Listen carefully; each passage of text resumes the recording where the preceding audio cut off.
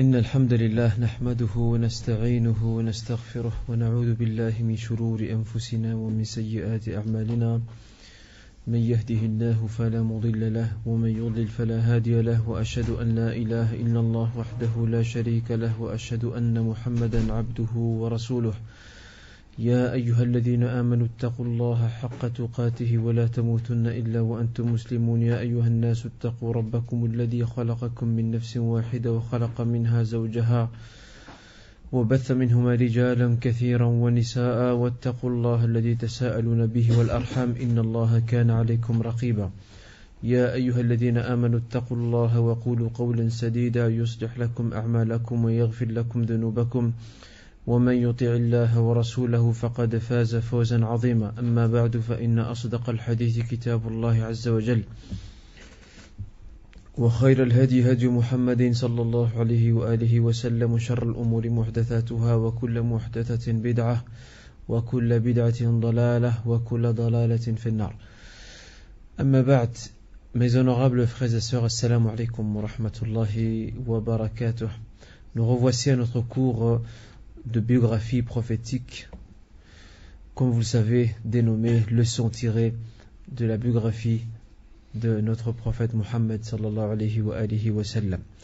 Avant de commencer notre cours d'aujourd'hui, il y a deux choses. La première, c'est qu'il y a une sœur qui est ici, qui normalement aujourd'hui est avec nous ici, qui avait très bien répondu la semaine dernière à une question concernant l'un des points de sacralisation, Mawaqit al-Ihram, l'un des points de sacralisation qui était celui de Médine. J'avais demandé et posé la question, quel est ce point de sacralisation, comment s'appelle-t-il?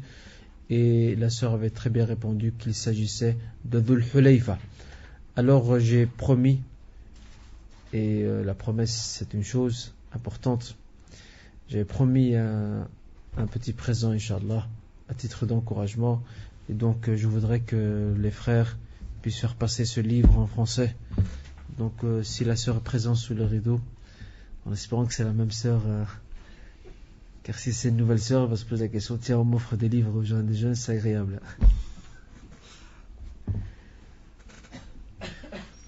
Donc si c'est la même sœur de la semaine dernière, qui est toujours la même, qui suit les cours avec nous, en tout cas qu'Allah la récompense, si ce livre elle l'a déjà, eh bien elle peut le renvoyer en dessous du rideau, et Inch'Allah je ferai le nécessaire pour lui en apporter un autre, donc au cours prochain, Inch'Allah ta'ala. Si le livre ne revient pas, c'est que c'est un bon signe, c'est que la sœur ne l'a pas, et de ce côté, alhamdulillah, ala kulli hal. Nous avons rendez-vous aujourd'hui avec un exposé, et ce sera celui de notre frère Marwan, qui va nous parler d'un illustre compagnon médinois, un des notables de Médine, qui fait partie des musulmans de la première heure à Médine. Alors je vais vous laisser découvrir avec notre jeune frère Marwan la brève biographie de ce compagnon, et je précise en passant que la préparation de l'exposé a été faite par un frère qui n'est plus avec nous au cours aujourd'hui, car il travaille, mais par sens et par conscience, par sens de la responsabilité, par conscience, il a quand même préparé en me laissant le libre choix de proposer à qui le veut parmi les frères de pouvoir faire l'exposé. Donc je cède immédiatement la parole à notre frère Marwan, ici présent. Barakallahu fik akhi Marwan. Tafaddal.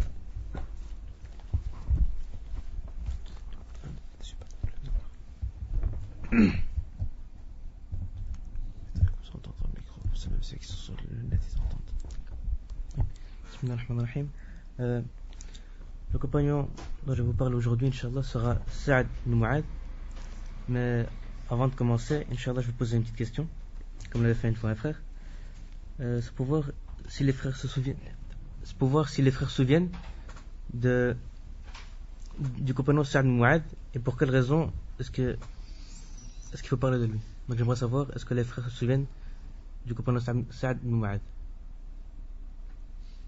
Qu'est-ce qu'il a, quelle marque a-t-il laissé dans l'histoire.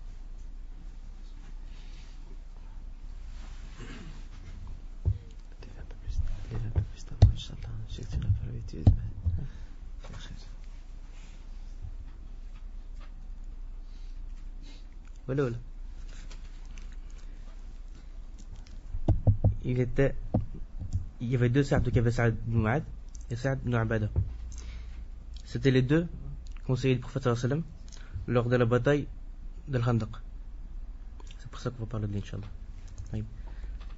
Saad ibn Mu'adh était quelqu'un de très connu dans la ville de Yathrib et il faisait partie du camp de Abd al-Ash'al. Abd al-Ash'al. Et avant sa conversion, il avait une haine envers l'islam. D'ailleurs, lorsque Mus'ab ibn Umayr a été envoyé à Médine, il a immédiatement voulu le tuer. Lorsqu'il a appris qu'il était chez son cousin, donc c'est le cousin de Saad, il a pris sa lance et s'est dirigé vers la maison de son cousin pour le tuer. Une fois arrivé sur place, il a trouvé que Mus'ab ibn Umayr faisait da'wa au cousin de Saad. Et il est immédiatement tombé amoureux de l'islam. Il s'est immédiatement converti sur place. Il s'est donc converti à l'âge de 31 ans.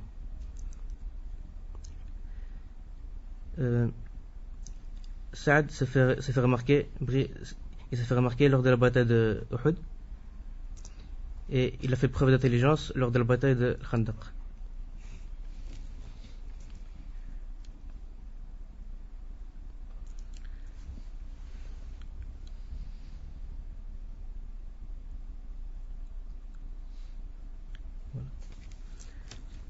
Donc je rappelle encore une fois que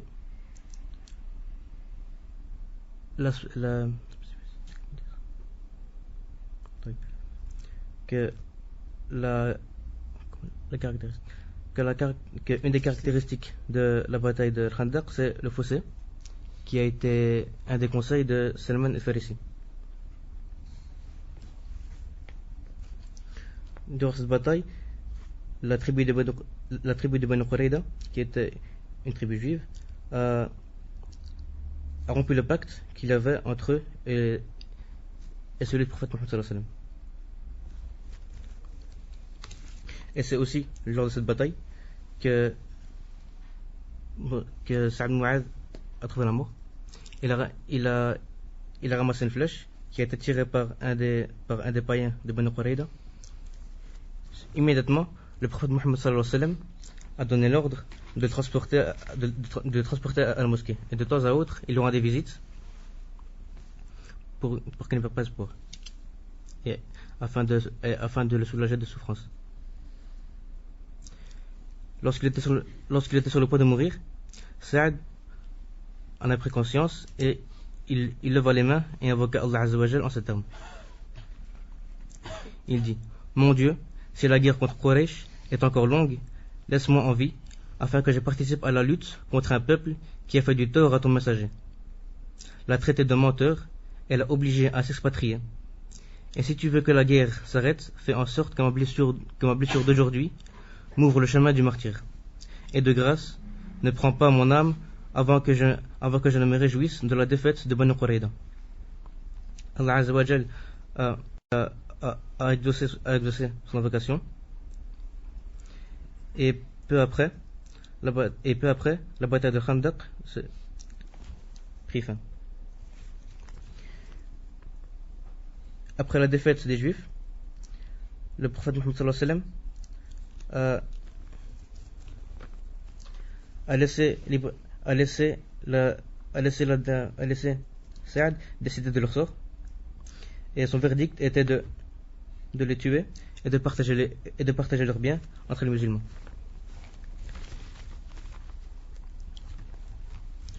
Lorsqu'ils ont commencé à enterrer Saad ibn Mu'adh, Abu Sa'id al-Khudri a fait un commentaire. Il a dit plutôt: à chaque fois que nous creusions une couche de terre, une odeur de musc nous parvenait jusqu'à ce que nous arrivions au sol. Et aussi le prophète Mohammed sallallahu alayhi wa sallam a dit: le trône du miséricordieux a tremblé à la mort de Saad ibn Mu'adh. جزاكم الله خير. بارك الله فيك.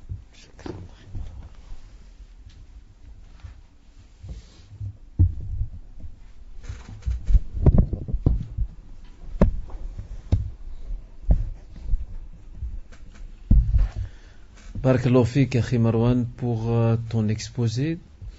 Donc, nous rappelons une fois de plus que Sa'd ibn Mu'adh est un personnage clé à Médine, comme l'a très bien expliqué notre frère Marwan. Il avait, avant l'islam, une très grande animosité envers cette religion, envers cette communauté et surtout envers ce prophète. Et on a vu qu'il a adhéré à l'islam après beaucoup d'hésitation. Il a fini par adhérer à l'islam lorsque la clarté de la vérité lui est apparue au grand jour. Et il était tellement honorable et aimé par Allah subhanahu wa ta'ala que lors de son décès, le trône d'Allah Azza wa Jalla a subi une secousse suite à son décès. Et ce n'est pas chose facile. Quelqu'un qui meurt et qui, suite à son décès, le trône immense et infini d'Allah Azza wa Jalla tremble, c'est que cet homme, il a une place fabuleuse et fameuse auprès d'Allah Azza wa Jalla. Ce n'est pas rien. Ce n'est pas rien d'être aimé par Allah subhanahu wa ta'ala et de pouvoir jouir de cette faveur. Et bien sûr, le prophète sallam, comme vous le savez, comme l'a très bien expliqué aussi notre frère Marwan, et que nous avons également vu ensemble lors de la bataille des fossés, lorsqu'il était gravement blessé, le prophète sallam a érigé une tente au sein de la mosquée et il l'a placé dans la tente. Il venait tous les jours le voir, lui rendre visite, s'assurer de sa santé, de l'évolution de sa situation, jusqu'à ce qu'il décède, rahimahullah, wa radiyallahu anhu. C'est une perte pour les musulmans, mais cette perte-là, ce n'est pas une perte en réalité, car c'est un modèle. Tous ceux qui tombaient étaient un modèle pour les autres, car s'il y a un Sa'd ibn Mu'adh qui meurt, il y en a des centaines d'autres qui apparaissent juste après. C'est ça la grande différence. Et c'est ça que les ennemis et les détracteurs de l'islam depuis l'époque du prophète jusqu'à la fin des temps n'ont toujours pas compris.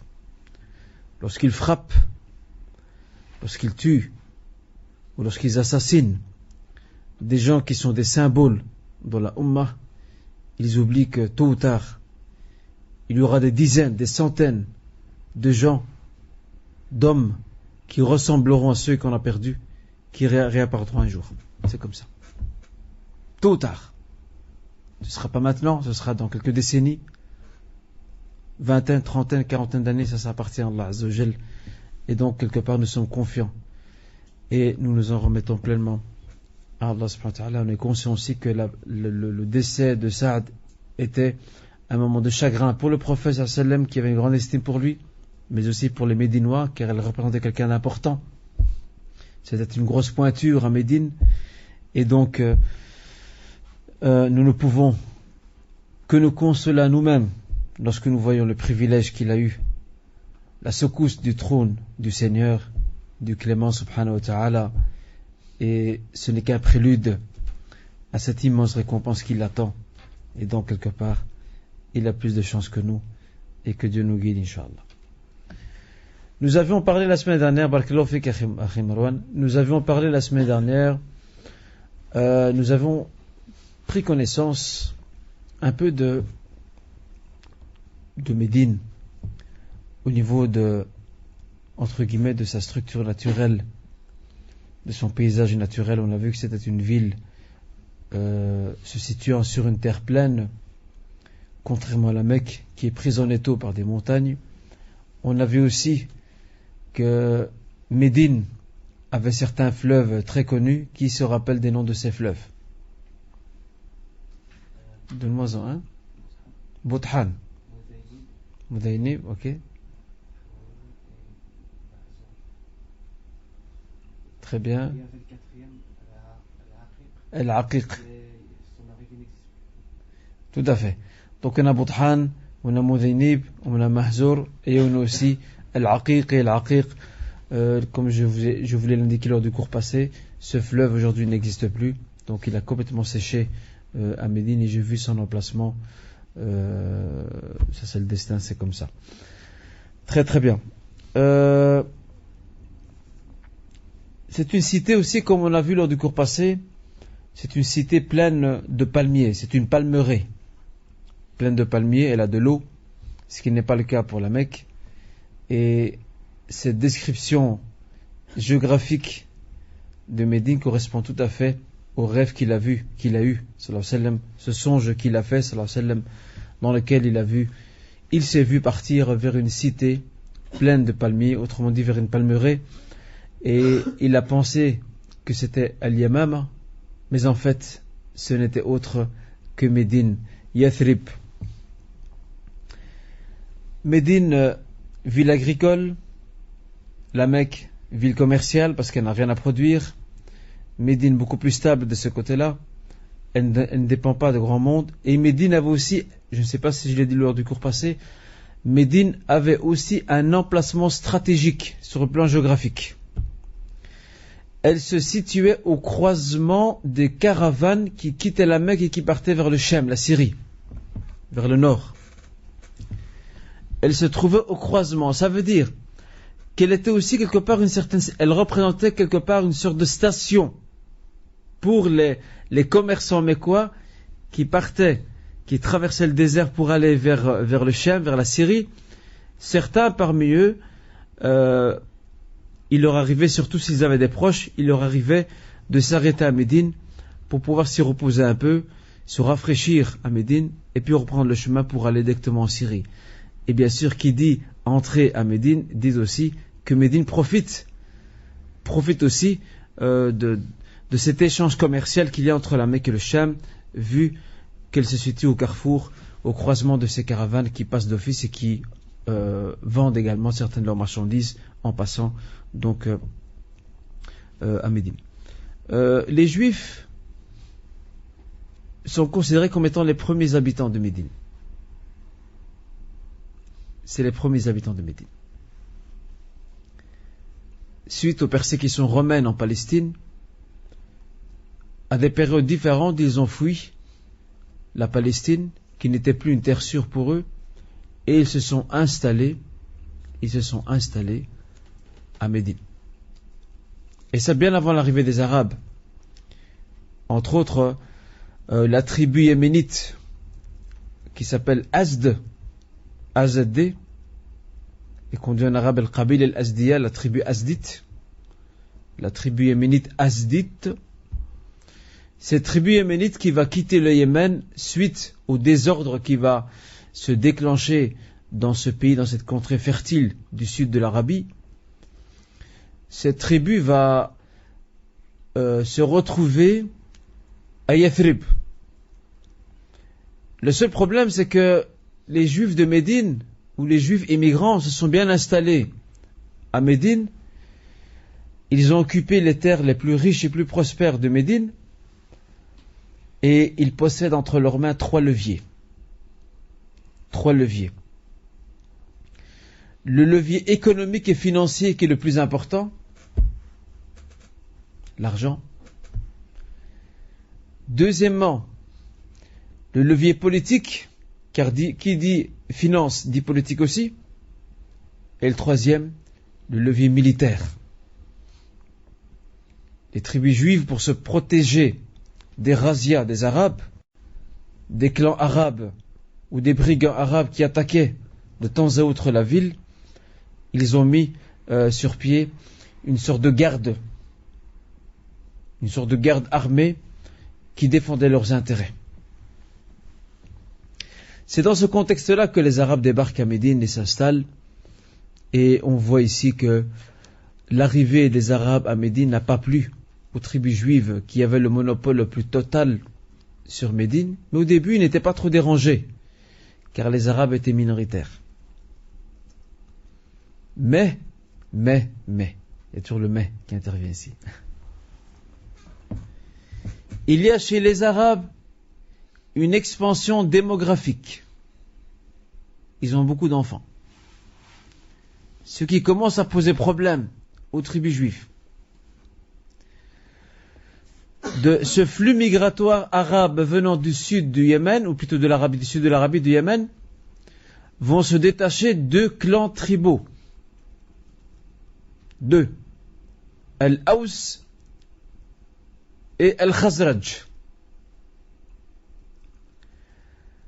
Les tribus juives ont compris qu'avec le renforcement démographique, donc les tribus juives de Médine ont compris qu'avec le renforcement démographique des Arabes issus du Yémen de par l'immigration, donc des Arabes de Médine, et la menace que ces Arabes représentaient, ces tribus juives vont jouer sur la carte de la division. Ces tribus juives vont jouer sur la carte de la division. Autrement dit, ils vont alimenter directement et indirectement les tensions qui existent déjà entre les deux clans, Al-Aws et Al-Khazraj. Al-Aws et Al-Khazraj ne sont pas des enfants de cœur. Ce ne sont pas tous des doux. Ce ne sont pas tous des gentils. Il y a de la tension entre eux déjà, depuis longtemps. Car ce sont deux clans imposants. Et qui dit imposant dit concurrence pour le leadership des Arabes, l'autorité au sein de Yathrib. Et cette carte de la division va très bien marcher. Parce que ces deux clans vont se battre avec leurs armes, vont cultiver la haine entre eux pendant de nombreuses décennies. Ces deux clans vont se livrer des guerres tribales, fratricides, donc meurtrières. Ils vont y perdre beaucoup de leurs pendant très longtemps. Jusqu'à la dernière guerre, qui s'appelle la guerre de Bou'ath. C'est la toute dernière. Avant l'arrivée de l'islam à Médine. Regardez comment Dieu fait bien les choses. Tout est bien préparé. Dans le destin, tout est bien tracé. C'est nous qui compliquons les choses. Le destin d'Allah Azza wa Jal, sans la moindre comparaison, mais ressemble à un décor. Tout est déjà placé. Et chaque élément va jouer son rôle au moment voulu sur un plan chronologique. La guerre de Bou'ath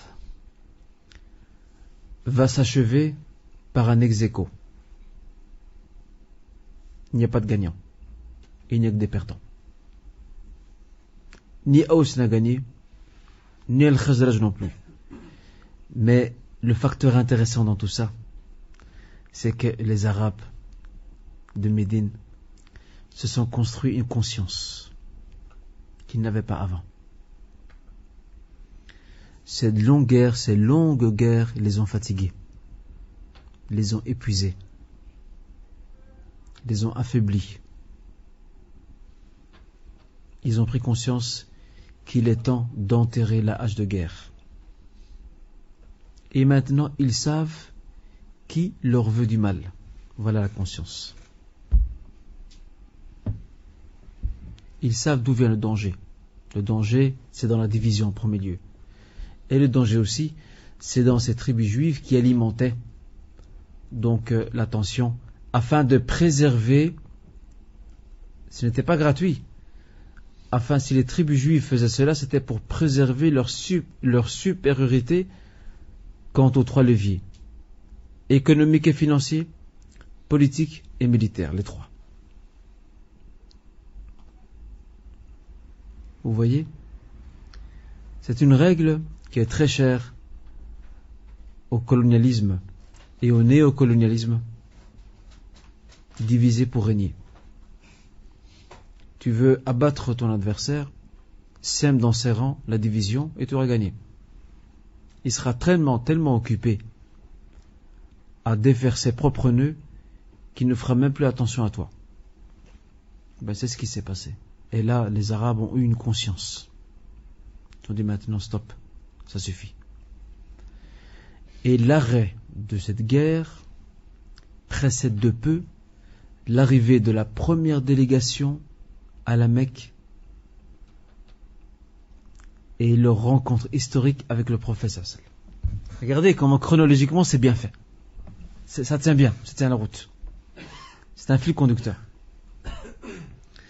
Au moment où ils ont rencontré le prophète sallallahu alayhi wa sallam, ces Arabes qui avaient l'avantage par rapport aux Mécois, ils avaient l'avantage de côtoyer les Juifs de Médine. Et les Juifs de Médine leur avaient dit, il y a un prophète qui va arriver. Nos textes nous le disent. Donc eux, ils sont au courant. Les Arabes de Médine sont au courant. Alors, un prophète qui va arriver, eux, ils ont besoin de stabilité, ils ont besoin d'identité. Lorsqu'ils vont rencontrer Mohammed sallallahu alayhi wa sallam et qu'ils vont faire sa connaissance de plus près, ils ont trouvé l'homme qu'il leur faut. Ils ont l'homme qu'il leur faut. Voilà. Ils arrivent et s'assient devant lui en ayant jeté derrière leur dos ce long contentieux historique qui les oppose, qui oppose les Aws et les Khazraj. Et maintenant ils sont prêts à adhérer à l'islam parce qu'ils ont besoin d'un nouveau souffle, ils ont surtout besoin d'un chef. On va y revenir, Inch'Allah, lorsqu'il leur proposera de prêter serment, ils ne vont pas hésiter un instant. Attention, les Arabes, c'était peut-être des sauvages, c'était peut-être des gens indomptables, mais les Arabes, on ne pouvait pas les duper facilement. On ne sait pas les arnaquer, les Arabes, à l'époque. C'est pas le premier venu qui vient et leur dit, écoutez, prêtez-moi un serment, faites-moi un serment et suivez-moi. Ça ne marche pas comme ça avec eux. L'Arabe ne prête serment que lorsqu'il est sûr de la voie qu'il prend. Lorsqu'il est sûr du chemin qu'il prend, qu'il emprunte, il prête serment. Et lorsqu'il prête serment, il ne fait plus marche arrière, même s'il doit y mourir. C'est comme ça qu'ils étaient. Ils avaient des principes. Pour un Arabe de l'époque, ne pas tenir son engagement, c'est ne pas être un homme. Ne pas tenir son engagement, c'est s'attirer la honte devant les autres. Ne pas tenir son engagement, c'est une traîtrise. Aujourd'hui, c'est le monde à l'envers. Aujourd'hui, c'est le contraire. Celui qui ne tient pas son engagement, c'est le meilleur. Celui qui ment à tout bout de champ, c'est le meilleur. Celui qui ne tient jamais ses engagements, qui ne vient jamais au rendez-vous à l'heure, c'est le meilleur. Et celui qui est tip-top, qui est réglo, celui-là, c'est un complexé. C'est le monde à l'envers. Wallahi, croyez-moi, mes honorables frères et sœurs, c'est le monde à l'envers. Eh bien maintenant, les Arabes sont prêts. Les Médinois sont prêts. Et vous connaissez l'histoire avec Mus'ab, on l'a vu ensemble.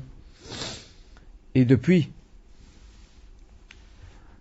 leur adhésion à l'islam leur a donné deux choses. L'islam leur a donné une identité qu'ils n'avaient pas. Ils avaient une conscience, cette conscience s'est transformée en identité. Et leur a donné aussi une vivacité, du tonus, de l'énergie. Parce que leur vie tourne en rond. Des gens affaiblis ont besoin d'être boostés. Et c'est l'islam qui va les booster. L'islam leur donne une nouvelle direction. Des buts très hauts. Et maintenant, ils savent à quoi s'en tenir. Et subhanallah, une chose qui s'est passée à Médine. Et croyez-moi, vous ne trouverez ça dans aucune histoire du monde, de n'importe quelle nation. Et ça, c'est l'un des miracles de l'islam dont on n'en parle pas souvent. C'est qu'en un temps record, l'islam a effacé toutes les séquelles psychologiques de ces guerres fratricides qu'il y avait entre les Aws et les Khazraj. Une nation qui se bat contre une autre, et lorsqu'il y a des dégâts, lorsqu'il y a beaucoup de morts, il faut attendre des décennies, des générations pour que les gens oublient et que ça s'efface. Le traumatisme de la guerre s'efface avec le temps. et qu'on oublie. Je donne un exemple. L'Europe a pris du temps pour se réconcilier. Ce n'est que pratiquement en 2005, et j'y ai participé en passant, en 2005, dans une ville de Belgique qui s'appelle La Roche-en-Ardenne, ils ont célébré le 60e anniversaire de la libération de la Belgique. Et ils ont mis ça sous les bannières de l'Union européenne, sous la réconciliation franco-allemande. Car l'Allemagne et la France étaient deux ennemis jurés dans le temps. Ils se détestaient depuis longtemps. Parce que l'Allemagne et la France, même avant la Seconde Guerre mondiale, c'était deux grandes puissances, avec l'Angleterre aussi, deux grandes puissances européennes. L'Angleterre, son seul problème, c'est que c'est une île, c'est une archipel. Elle est sur la mer, elle est détachée du continent. Mais la France, elle est là, et l'Allemagne est juste à côté. Donc il y a de la concurrence entre ces deux nations. Ce sont deux grandes nations. Ben ça a pris du temps. Et qu'est-ce qu'ils ont fait lors de cette rencontre?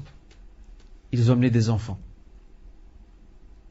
français et allemands, pour marquer cette réconciliation historique. Vous allez me dire, qu'est-ce que je faisais parmi eux? Pourquoi me suis-je retrouvé parmi eux? C'était une très belle initiative de la commune de La Roche-en-Ardenne, mais aussi de l'Union européenne, de faire participer les religions reconnues sur le continent européen, de les faire participer à cette nouvelle page de la paix qui s'installe en Europe, ou qui s'installe en Europe. L'islam, le catholicisme, le judaïsme, les orthodoxes et les protestants. Et on avait chacun un discours à faire. Chacun avait un discours à faire de 10 minutes, un quart d'heure, devant donc toute l'assemblée. Franchement, c'était très bien. Et l'une des images qui m'a le plus marqué, je vous le dis en passant, c'est qu'après nous étions, nous étions invités à une réception au nom du bourgmestre de La Roche-en-Ardenne. Roche-en-Ardenne, c'est du côté des Ardennes, hein, vous avez compris le nom. Et à la fin, ils ont réservé une surprise, assez touchante d'ailleurs. Ils ont ramené un soldat belge, et français aussi. Ce sont deux vieilles personnes. Ces deux soldats ont participé donc à la guerre de libération de la Belgique. Ils ont ramené un vétéran américain qui n'est plus revenu en Belgique depuis 60 ans. Depuis 1945. Ils l'ont ramené. Il avait 17 ans à l'époque. Il avait 17 ans, ils l'ont ramené. Il est venu donc avec les Alliés. Il a participé aux côtés des Belges et des Français à la libération donc des Ardennes. Et il n'a plus revu ses camarades, donc les soldats français et belges, depuis 60 ans. Vous imaginez, pendant 60 ans, il ne les revoit plus. Et ils les ont ramenés. Franchement, je peux vous dire une chose.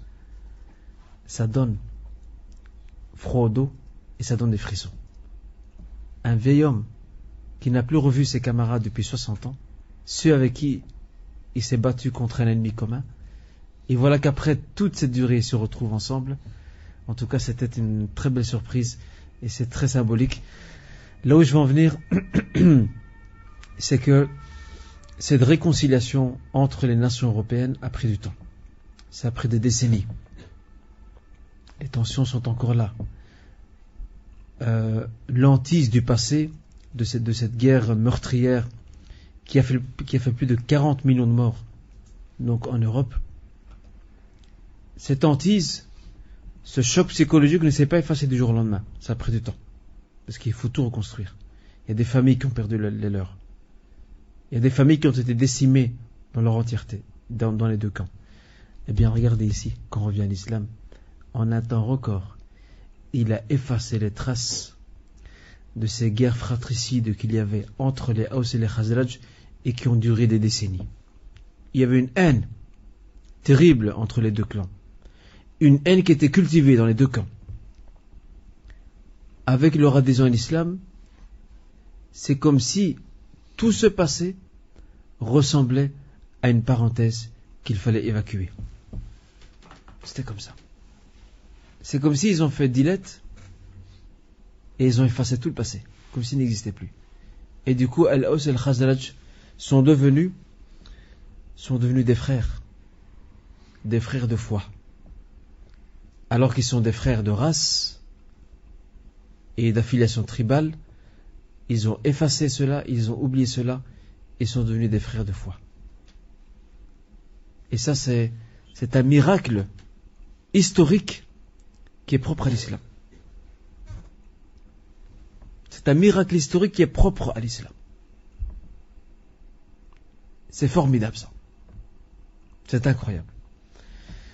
Et ainsi donc l'islam leur a apporté vivacité, leur a donné une identité, et ils ont tous fondu, les Médinois et les émigrants mécois, dans un même moule. À partir de maintenant, l'appartenance qui prévaut entre eux, ce n'est plus l'appartenance tribale, ni l'appartenance sociale, c'est l'appartenance à la foi et à la croyance. C'est ça. Ça, c'est l'éducation coranique et prophétique. Tout doit s'effacer, sauf l'appartenance à la foi. L'appartenance à la foi, elle a le dessus, elle a la primauté sur tout le reste. Ça ne veut pas dire que l'appartenance à une famille, à une tribu sont effacées. Elles sont encore là. Mais elles sont accessoires. Le plus important, c'est la foi. La preuve, c'est que le prophète sallallahu alayhi wa sallam a vanté certaines tribus.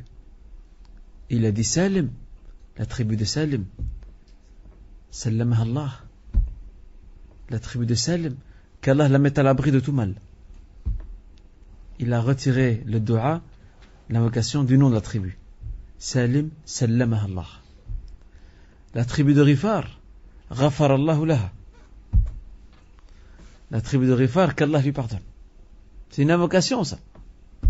Donc le prophète sallallahu alayhi wa sallam était conscient qu'il ne pouvait pas effacer d'un coup d'éponge l'appartenance tribale. Il l'a laissé, il n'y a pas de mal à ça. C'est normal. Mais ce qu'il a effacé, c'est la revendication sectaire. Ça, il l'a effacé. Ça, ce n'est plus admissible. Mais l'appartenance tribale, elle doit rester. Parce que chacun a une origine. C'est le patrimoine génétique et socio-culturel de chacun. C'est comme ça. Donc il n'est pas question de détruire toutes les appartenances de l'homme, comme a voulu le faire le marxisme et le léninisme, qui essaie de détruire toute appartenance à la famille, à la terre, à la propriété, pour soi-disant bâtir un nouvel homme, en effaçant ce qu'on appelle cette nature première qui revendique naturellement donc une appartenance. L'islam n'a pas accepté ça. L'islam dit oui, tu as une propriété, il n'y a pas de problème. Tu as une famille, il n'y a pas de problème. Tu as une tribu ou un pays ou une contrée, il n'y a pas de problème. Mais il y a une condition. C'est que la foi reste au-dessus. La foi arbitre toutes ces appartenances. Et surtout, qu'il n'y ait pas de revendication sectaire. Donc, comme je viens de l'indiquer. Donc, le nouveau socle sur lequel va se bâtir et s'est bâtie la société médinoise, rappelez-vous bien cela, mes honorables frères et sœurs, c'est la foi. La foi, juste ça. Rien d'autre. C'est la foi. Un jour, le prophète sallallahu alayhi wa sallam a fait un reproche à un compagnon. Ce compagnon, qui s'est pris le bec avec un autre, ce compagnon s'est moqué de la mère de l'autre. Ta mère qui est noire. Le prophète n'a pas aimé. Parce qu'il voit, il craint que l'épouvant de la jahiliya ne revienne, ne reprenne cité. Que ces habitudes de la jahiliya, de la période anti-islamique reviennent. Alors il faut couper l'herbe très vite. Qu'est-ce qu'il a dit à ce compagnon? Le prophète s'est mis en colère en lui disant sallallahu alayhi wa sallam, innaka mru'un fika jahiliya. Tu es quelqu'un, toi, en qui subsistent encore des traces de la jahiliya. Autrement dit, il fait un diagnostic de son problème. Il lui indique là où ça ne va pas afin qu'il réforme sa personne et qu'il change. Tu as encore des traces. Tu dois changer. Tu ne peux pas rester comme ça. Regardez, ça c'était l'éducation prophétique. Autant le prophète était quelqu'un de pudique, était quelqu'un de timide, autant il était ferme. Et il n'acceptait aucune discrimination, quelle qu'elle soit. Même un jour, il y avait une femme noire qui nettoyait dans la mosquée de Médine. Elle était concierge, elle balayait, elle nettoyait. Elle est décédée. Un jour, le prophète sallallahu alayhi wa sallam a remarqué son absence dans la mosquée. Il ne la voit plus. Tiens, où est cette dame? Alors il a dit aux compagnons, où est-elle? Alors les compagnons, c'est comme s'ils ont dit, mais c'est pas une femme importante, elle est au bas de l'échelle. Elle nettoie. Ils lui ont dit, elle est décédée. Il leur a dit, pourquoi? Et c'est dans Sahih al-Bukhari et Muslim, pourquoi ne m'avez-vous pas averti? Pourquoi ne m'avez-vous pas prévenu qu'elle était décédée? Et il est parti sur le champ, auprès de sa tombe, et il a fait la prière de la janaza pour elle, en disant, Allah Azza wa Jal, par ma prière, va illuminer les tombeaux qui sont présents ici. Regardez, une femme qui est au bas de l'échelle de la société, elle n'est ni savante, elle n'est ni noble, elle fait que balayer, concierge, et lui donner son droit. Parce que c'est la foi qui est le plus important. C'est la foi, rien d'autre. Donc maintenant vous avez vu sur quoi s'est bâti va se construire la société médinoise, sur les bases de la foi et de la piété. C'est tout. Pour aller plus en avant, nous allons découvrir maintenant les principales structures qui ont été mises en place à Médine lors de l'arrivée du prophète sallallahu alayhi wa sallam dans la cité. Maintenant, il est temps d'organiser la ville. Il est temps de la structurer. Et c'est la première chose que va faire le prophète sallallahu alayhi wa sallam. On a vu la fois passée qu'il a construit une mosquée, qu'il a mis un pacte de fraternité entre les immigrants mécois et les Ansar médinois, qu'il a aussi mis en place la charte de Médine, on va y revenir très brièvement. Le prophète sallallahu alayhi wa sallam va se mettre à l'œuvre pour structurer, pour plutôt doter cette nouvelle société d'un genre nouveau, la doter de structures. Elle ne peut pas vivre dans l'anarchie. Il faut des structures qui cadrent cette société, qui l'encadrent et l'organisent. La première chose, c'est l'État. Il va mettre en place les structures de l'État.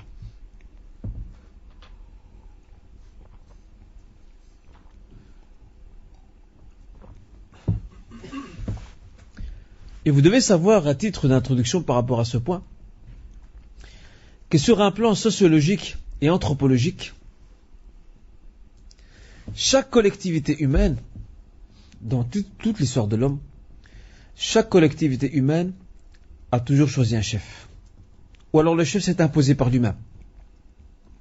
Mais d'office, il y a un chef qui se distingue de la masse et qui dirige la destinée de la collectivité.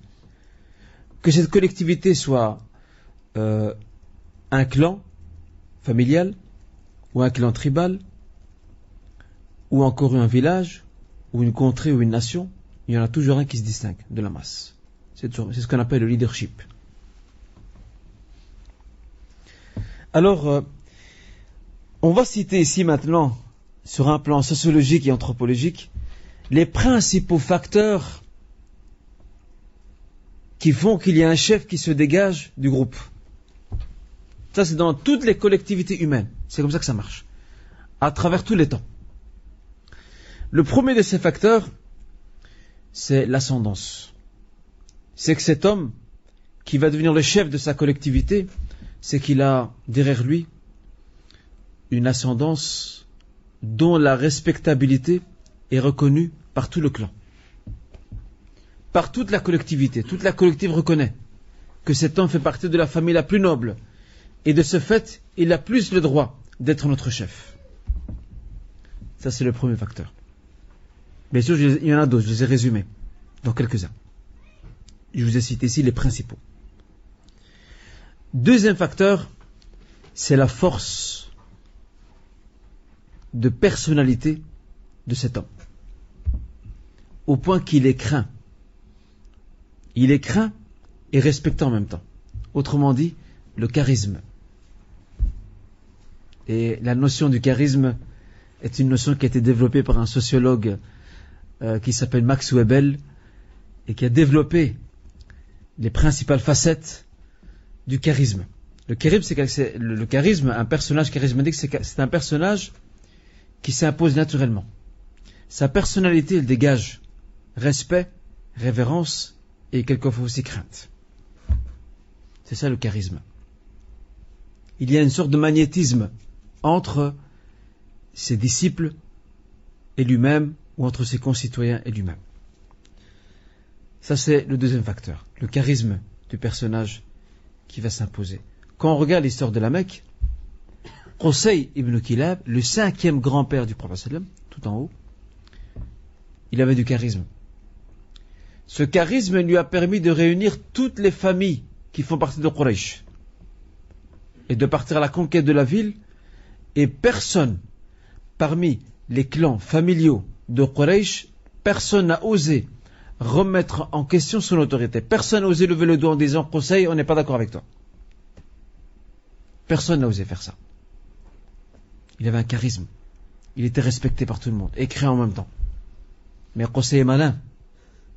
Et c'est ça que je le dis toujours, que ce personnage, il était polythéiste, certes, mais avec le regard de son époque, c'était un grand homme d'État.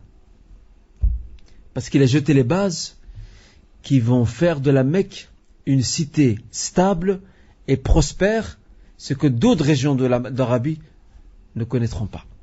Parce que Qusay ibn Kilab, il voyait très loin. Il ne voyait pas juste son règne à lui. Il sait qu'un jour il va mourir. Alors il va mettre en place les bases qui vont permettre à ses successeurs de faire continuer ou de faire avancer la marche de la Mecque vers la stabilité et la prospérité. Et ce sera le cas.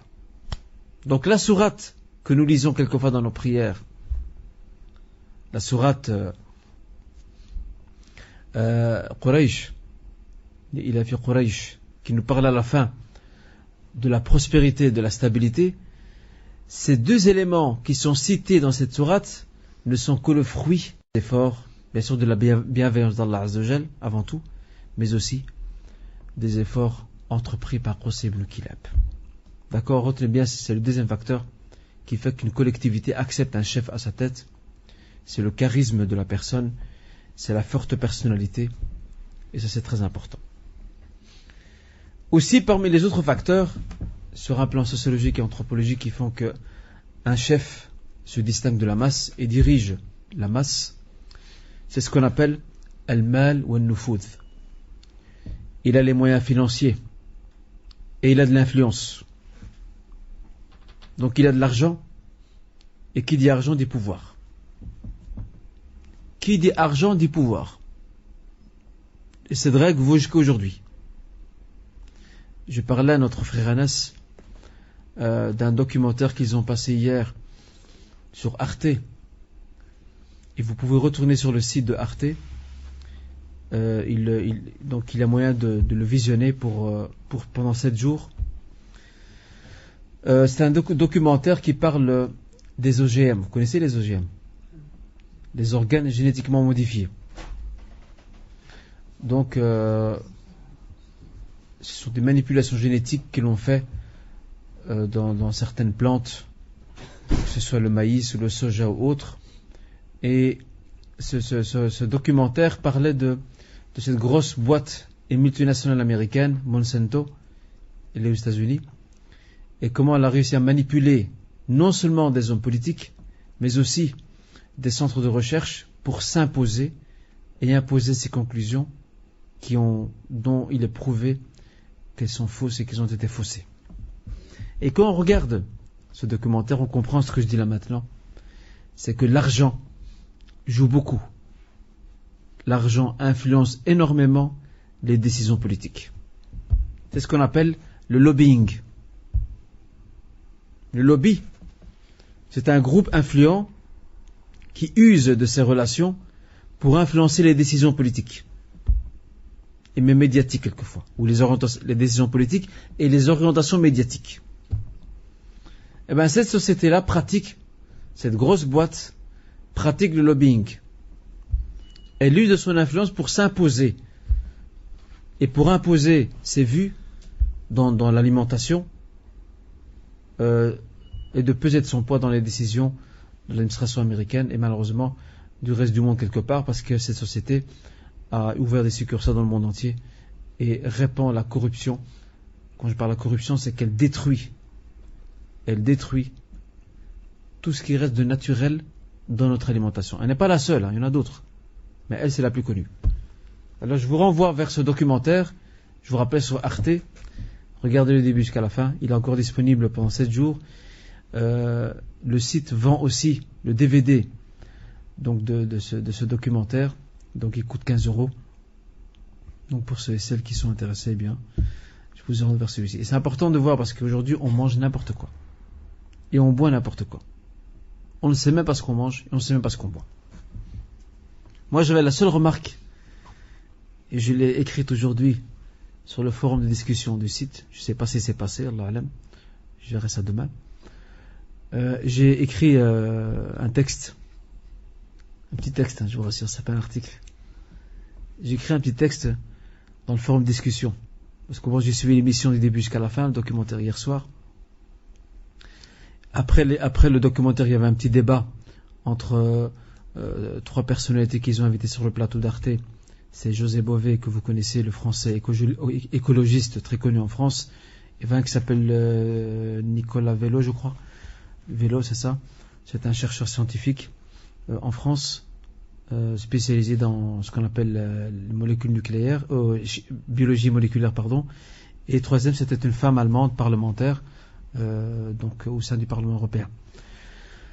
Bref, ce matin, ou plutôt en après-midi, j'ai écrit un petit texte, puisqu'il y avait un forum de discussion, dans lequel j'ai précisé que ce documentaire, c'est un début de conscientisation. Mais il ne faut pas s'arrêter à ça. Il faudrait traduire cette conscientisation dans une stratégie pratique et efficace qui puisse aider le citoyen ordinaire, le consommateur, à y voir un peu plus clair. Parce que maintenant, le consommateur qui va acheter dans les surfaces, il n'est pas spécialiste. Il y a plein de E. Comment va-t-il s'en sortir? Il n'est pas spécialiste. Il faut vraiment qu'il ait sa liste avec lui et qu'il commence à comparer. Tiens, le E, ceci n'est pas bon, le E, celui-là, il est cancérigène. Et aussi, et ça, vous pouvez trouver ça dans l'introduction du livre Du poison dans votre assiette, qui a été édité, qui est un très bon livre, qui a été édité par Testachat. Vous pouvez le commander via leur site. Ils ont bien précisé dans leur introduction, dans l'introduction de ce livre, que les industriels ne sont pas obligés, il n'y a rien légalement qui les oblige à préciser tout ce qu'il y a dans le produit.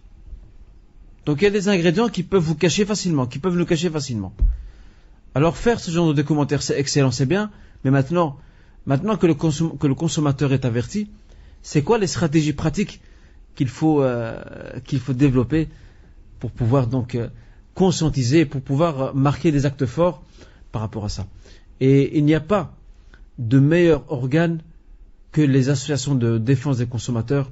Ce sont les mieux placés et les mieux avisés pour pouvoir mettre en place une stratégie avec d'autres acteurs et partenaires pour avertir chacun d'entre nous quant à la manière de réagir pratiquement par rapport à ces produits qui se répandent. Parce que, vous savez, ces grosses multinationales, elles vivent grâce à nous. Car c'est nous qui achetons leurs produits. C'est nous qui les achetons. Mais si demain, les citoyens, les consommateurs sont avertis, avisés, eh bien, croyez-moi, ces grosses multinationales seront obligées de revoir leur stratégie. Car elles vivent grâce aux consommateurs. C'est comme ça, c'est la loi du marché, c'est l'offre et la demande. Mais si on continue à acheter sans faire attention, et en se laissant duper par leur fausse publicité, eh bien, le résultat est connu. Je vous renvoie vers donc ce documentaire que je vous rappelle se trouve sur le site donc de la télévision, de la chaîne satellitaire Arte. Il est très intéressant. Arte.tv, tout à fait. Il est très intéressant et vous pouvez le visionner dans son entièreté à travers ce site et vous verrez comment nous sommes manipulés par ces grosses boîtes multinationales qui travaillent dans l'alimentaire. Donc pour revenir un peu à ça, l'argent joue un grand rôle. Et quelquefois le chef de la collectivité humaine était choisi aussi parce que c'était celui qui avait le plus d'influence, le plus d'influence et le plus influent au sein de sa cité, parce que c'est un aristocrate. L'autre facteur aussi qui pousse les gens à choisir le chef, c'est son passé historique, héroïque. Qu'il soit vrai ou faux, peu importe. Parce qu'il y a des gens minables dans des sociétés humaines qui n'ont aucun passé héroïque, mais on leur a inventé un mythe que les gens ont avalé facilement. Parce que cet homme avait un système de propagande très efficace et il a réussi à conditionner les gens d'accepter ce personnage qui n'a rien fait pour sa nation, pour sa communauté, sa collectivité, et on l'a fait passer pour quelqu'un qui est un chef historique. Et donc, peu importe que ce soit vrai ou faux, en tout cas, le registre de faits historiques, héroïques d'une personne peut faire d'elle donc une autorité incontestée au sein de la cité.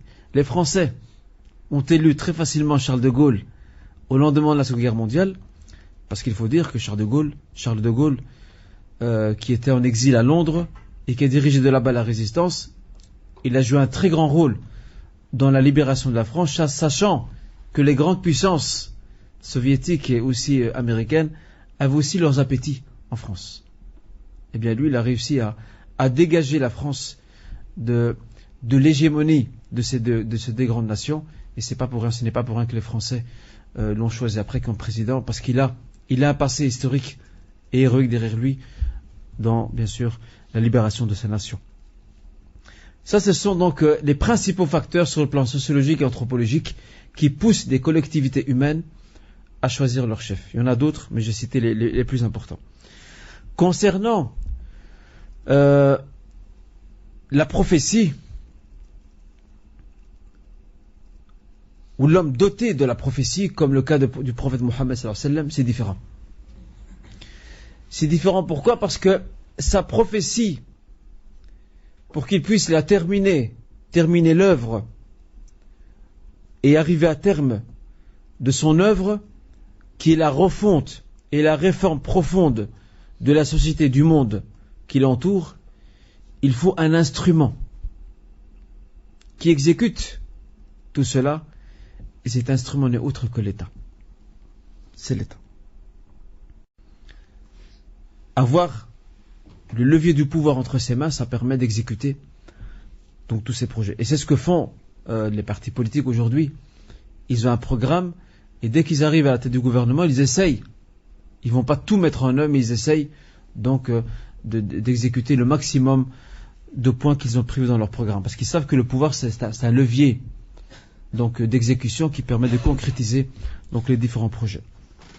Donc concernant le prophète sallallahu alayhi wa sallam, sa mission ne peut pas être complète, s'il n'y a pas donc cet état, cette structure, ce levier, cet instrument que le pouvoir.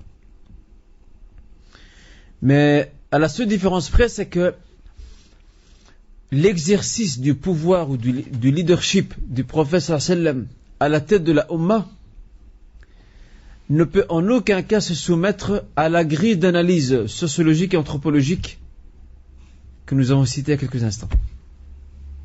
Les facteurs que je vous ai cités là tout à l'heure, ça n'a rien à voir avec le prophète sallallahu alayhi wa sallam. Le prophète, il sort de tout ça. Il sort de tout ça. Le prophète n'avait pas d'argent. C'était un chef charismatique, c'est vrai. Il a un passé historique, c'est vrai. Mais ce n'était pas le critère. Ces critères-là, les 4 que je vais citer, ce ne sont pas ces critères-là qui ont motivé les musulmans à les choisir. C'est surtout la prophétie C'est la prophétie, c'est la reconnaissance de sa prophétie qui lui confère le double pouvoir qui est spirituel et temporel aussi. C'est très important parce que l'islam ne sépare pas les deux. L'islam ne sépare pas. L'islam respecte les compétences entre le spirituel et le temporel. Mais ils ne sont pas séparés. Il n'y a pas de rupture entre les deux. En fait, les deux sont là. Ce sont deux pôles qui sont liés par un même fil.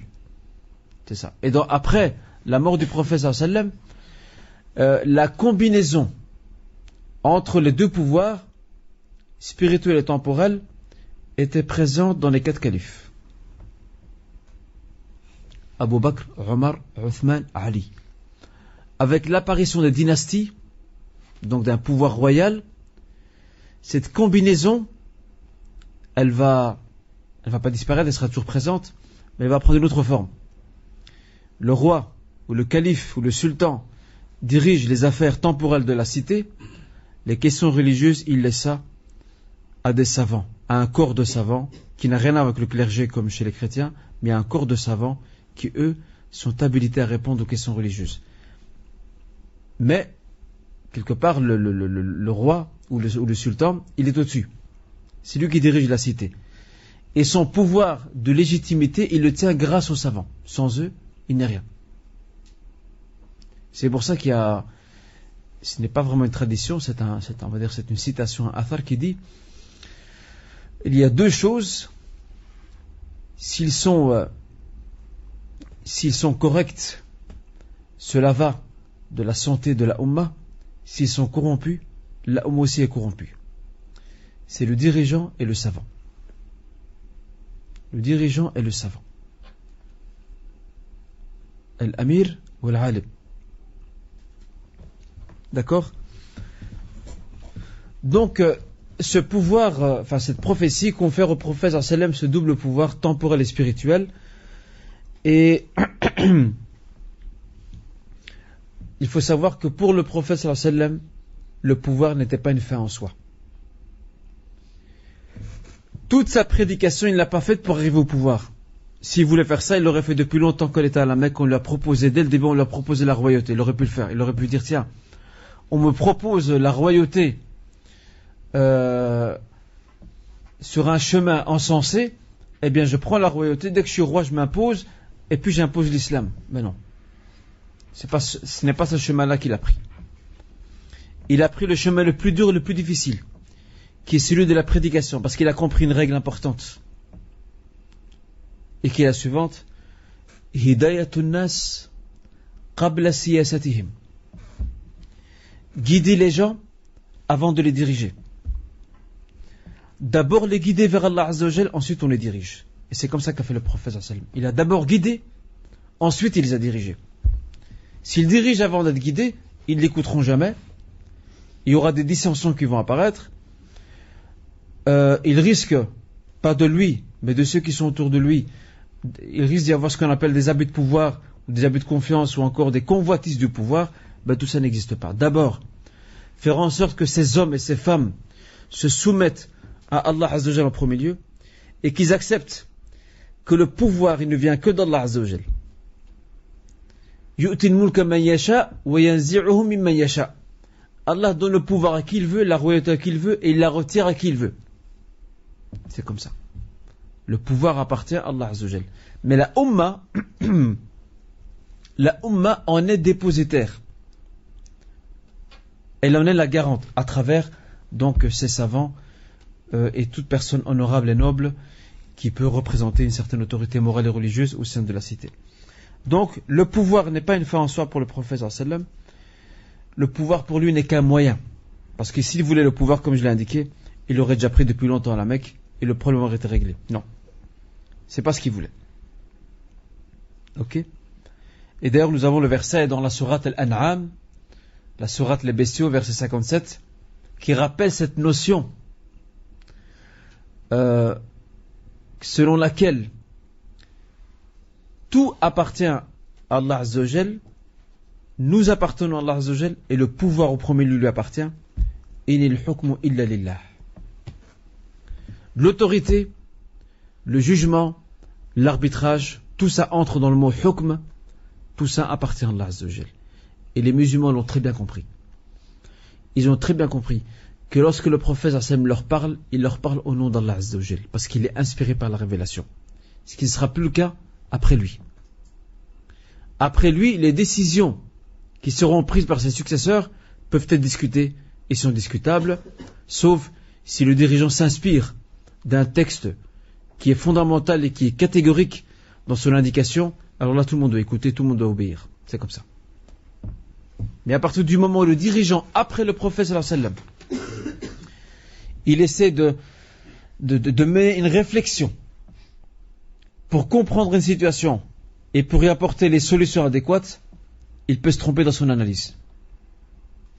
C'est comme ça. Et on verra qu'Abu Bakr et Omar, les 4 califes en réalité, demandaient beaucoup de conseils à leur assemblée. Ils avaient une assemblée autour d'eux. Une assemblée de gens très nobles, de grands compagnons. Beaucoup d'entre eux étaient des grands savants de l'islam, des grands juristes de l'islam. Ils leur demandaient souvent conseil avant de prendre la moindre décision. Et ça, Inch'Allah, si le temps nous le permet, nous en reparlerons plus tard. N'est-ce pas, Zaki? Quand nous aborderons l'histoire des 4 califes. De toute façon, vous verrez comment ces 4 califes ont exercé ce qu'on appelle Ash-Shura. Ils l'ont appris du prophète sallallahu alayhi wa sallam. Ils l'ont perpétué en politique. C'est devenu une tradition politique. Donc, durant tout le règne qui a duré près de 30 ans. Et ça, on verra ça, Inch'Allah, en temps voulu, si tout va bien, bi'idhnillah azza wa jal. Donc, on a compris ici que le pouvoir appartient à Allah. Il le donne à qui il veut et il le retire à qui il veut. Les musulmans savaient ça. Et ils savaient que cet homme qui est devant eux, Muhammad sallallahu alayhi wa sallam, il est là pour diriger la cité. Alors s'il dirige la cité, eh bien d'office, il va combiner les 2 pouvoirs, spirituels et temporels, ce qui n'était pas le cas pour les tribus d'Israël, Banu Israël. Les enfants d'Israël, Banu Israël, ont très tôt séparé les 2 pouvoirs. Et c'est pour ça qu'ils avaient un prophète qui s'occupait des religieux et un prophète qui était roi. C'était comme ça. Et bien avec Muhammad sallallahu alayhi wa sallam, non. Les 2 étaient réunis ensemble. Il était autant chef spirituel que chef temporel, parce que les 2 sont une adoration quelque part, car on se rapproche d'Allah Azza wa Jal. Le serment d'allégeance qui s'est tenu à Aqaba avant l'émigration, lorsque ce premier groupe de Médinois, ou ces délégations médinoises, va prêter serment d'obéissance au prophète sallallahu alayhi wa sallam, d'obéissance au prophète sallallahu alayhi wa sallam dans les moments d'aisance et dans les moments de difficulté, dans les moments de force et dans les moments de faiblesse, ce premier serment d'allégeance représente ce pacte social qui va préparer à la fondation, à l'avènement de l'État islamique à Médine. Très important. Vous voyez donc, avant que Jean-Jacques Rousseau nous parle du pacte social, il a écrit un livre qui s'appelle le pacte social, bien avant lui, le premier pacte social que nous avons, c'est à l'époque du prophète sallallahu alayhi wa sallam. Et on sait très bien que Jean-Jacques Rousseau, dans son livre Le Pacte social, il a étoffé cette théorie, mais en réalité, il est précédé par ça. Et il a des références romaines et grecques par rapport à ce qu'il écrit. On sait très bien que la cité romaine, ou la République de Rome, ainsi que la République d'Athènes, il y avait une certaine gestion des affaires et un certain pacte social entre dirigeants et dirigés.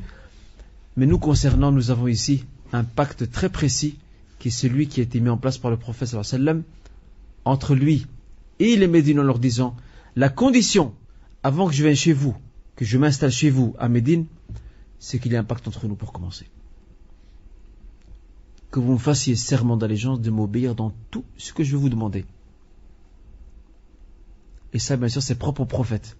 L'être humain, lui, tout homme en dehors de la prophétie peut se tromper. Mais le prophète, lui, il est infaillible dans la transmission du message. Obéissance dans tout ce que je vous demande. Dans les moments d'aisance, dans les moments de difficulté. Lorsque vous êtes, comment dirais-je, vous êtes dans une situation d'impulsion énergique, et lorsque vous êtes dans la lassitude, peu importe la situation, vous devez m'écouter et me suivre. C'est la condition. Et bien sûr, ils ont d'office obéi, accepté, ils ont fait ce serment. Et ça a introduit petit à petit la notion, ça a mis en place, la première brique dans la relation entre le dirigeant et le dirigé, ou entre le gouvernant et le gouverné. Certains vont me dire, mais pourquoi user d'un serment d'allégeance? Ça, je l'ai dit là tout à l'heure. Le serment d'allégeance était la meilleure manière pour le prophète sallallahu alayhi wa sallam, c'était un moyen, un instrument pour lui, pour bâtir son futur état. Pourquoi? Parce que le prophète sallallahu alayhi wa sallam, connaissant les gens de son époque, et bien sûr il est inspiré par Allah pour faire cela, il sait très bien que les Arabes ne trahissent jamais leurs engagements. Parce qu'il est à la Mecque, il dirige une communauté mais sans terre, il n'a pas de territoire. Mais maintenant il va émigrer vers une terre où il va diriger une communauté avec un territoire. Avant de faire quoi que ce soit, je veux un engagement solennel de ces gens-là quant à leur obéissance. Il n'y a pas de meilleure manière de les rattacher à son obéissance que par le biais du serment d'allégeance, car il sait que les Arabes respectent énormément leurs engagements et ne les trahissent jamais. Et il sait très bien que les Arabes sont des gens matures. Ils ne s'engagent pas comme ça à la va-vite, comme nous. Aujourd'hui on fait une promesse, demain on change. Ah, je réfléchis, ça m'arrange pas. Non. Ils réfléchissent bien, ils réfléchissent à 3 fois avant d'agir, et avant de passer à l'acte, ils savent à qui ils ont affaire, ils savent qui est devant eux. Ce n'est que dans ces conditions-là qu'ils acceptent de faire donc ce serment d'allégeance. D'accord? Et il faut savoir une chose, que l'état stable, une nation qui est stable, c'est une nation où le pacte social, ce pacte de gouvernance entre un gouvernant et un gouverné est solide. Si la relation entre le gouvernant et le gouverné est solide, la nation elle est stable. S'il n'est pas solide, la nation est instable. Et d'ailleurs nous avons une belle tradition prophétique qui parle de ça. Dans cette tradition prophétique, le prophète sallallahu alayhi wa sallam, c'est rapporté par Muslim, le prophète sallallahu alayhi wa sallam dit: les meilleurs de vos dirigeants, ce sont ceux pour qui vous faites des invocations et qui font des invocations pour vous. Et les pires, les plus mauvais de vos dirigeants et de vos détenteurs d'autorité, ce sont ceux contre qui vous faites des invocations et aussi font des invocations contre vous. Regardez l'importance. Ce hadith nous parle d'une base importante dans le pacte social, c'est la confiance entre le dirigeant et le dirigé. Si cette confiance existe, si ce pacte est stable, l'État sera stable, cet État peut s'exposer à toutes les tempêtes possibles, jamais il ne tombera à terre. Pourquoi? Parce qu'à l'intérieur de la cité, la relation entre les dirigeants et les dirigés, cette relation qui est verticale entre le dirigeant et les dirigés, elle est solide. Elle est très solide. Et nous avons une très belle parole d'Ibn Taymiyyah par rapport à ça, qui nous dit, subhanallah, il nous dit qu'Allah Azza wa Jal prolonge, ou plutôt Allah Azza wa Jal soutient la nation juste, même s'il n'est pas musulmane. Et il ne soutient pas la nation injuste, même si elle est musulmane. L'importance du pacte social. Ce dirigeant doit être juste pour qu'il soit aimé par ses sujets, et le contraire aussi, le sujet, les concitoyens, les gouvernés doivent être à la hauteur pour mériter leurs dirigeants. Et en passant, on raconte dans l'histoire, il y avait un sultan qui était tyrannique, musulman. Il était tyrannique. Et un jour, il y a un savant qui est rentré chez lui pour lui faire la morale. Il lui a fait: Ittaqillah, crains Dieu, ô toi le sultan. Wasir bina sirata Abi Bakr, et dirige-nous comme Abu Bakr dirigeait. Le sultan n'est pas bête. Qu'est-ce qu'il leur a dit? Il s'est mis à rire et il a regardé ce savant et lui a dit: Kunu kara'iyati Abi Bakr, asir bikum sirata Abi Bakr. Soyez comme les sujets, les citoyens d'Abu Bakr, et je vous dirigerai comme Abu Bakr. Vous n'avez que ce que vous méritez. Tout simplement. Vous me demandez de vous diriger comme Abu Bakr, et vous-même, vous n'êtes même pas. des sujets, des citoyens qui arrivent au niveau d'Abou Bakr. Donc vous voyez cette notion très importante de pacte social qui lie et qui relie le dirigeant donc au dirigé.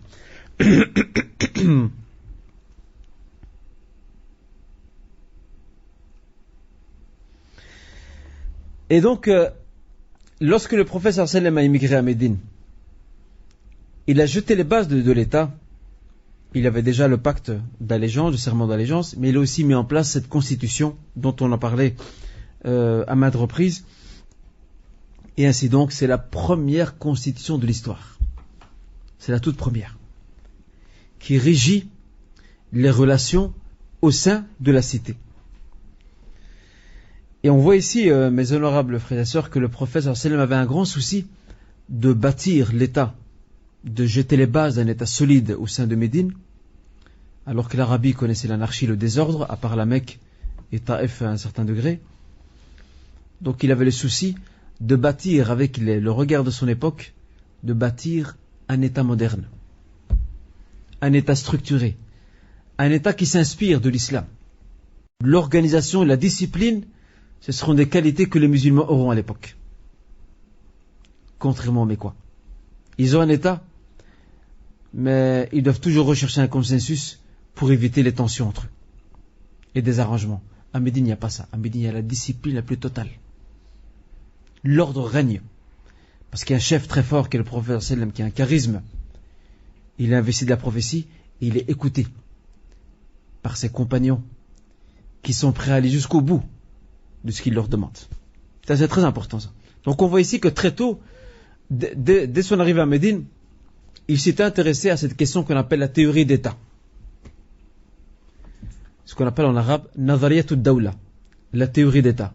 Donc il y a accordé l'importance, parce qu'il a compris que pour pouvoir terminer sa mission, pour pouvoir traduire dans le concret tout cet enseignement coranique médinois qui va commencer à se déverser à Médine, et qui parle de l'organisation de la cité, il a besoin d'un instrument qui est l'État, qui soit bien organisé pour pouvoir mettre en application tous ces enseignements coraniques médinois qui organisent, comme je viens de l'indiquer, donc la vie en cité. Il faut savoir que cette théorie de l'État que le prophète met en place, elle va inspirer tous les auteurs musulmans qui viendront après.